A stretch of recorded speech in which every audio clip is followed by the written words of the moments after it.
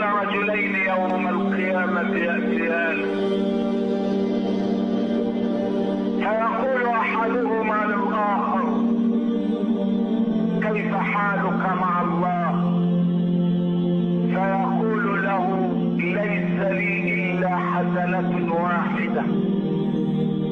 ثم يقول الآخر للأول: فكيف حالك؟ فيقول له: إن ميزان أعمالي متوقف على حسنة واحدة. فيقول